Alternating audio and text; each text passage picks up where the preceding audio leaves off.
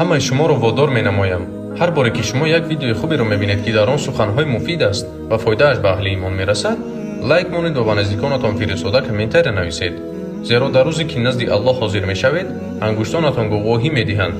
Тамоми инсоният, ҳар касе ки онро дида ва шоҳиди он буд ва ҳар касе ки баҳра бурд гувоҳӣ медиҳанд. шумо танҳо бо нишастан мукофоти пурраи ҳар яки онҳоро мегиред. аз шумо чӣ рафт? ман танҳо лайк гузоштам ва ба дигарон фиристода комментаре навиштам. на танҳо тамошо кунед, вазифаи шумо дар шабакаҳои интернетӣ танҳо тамошо кардан нест. бештар лайк гузор ва ба дигарон фиристода комментаре навис. ин қадар мукофотро ту ройгон ба даст меорӣ. имконпазир аст ки ин амал чиптаи шумо ба биҳишт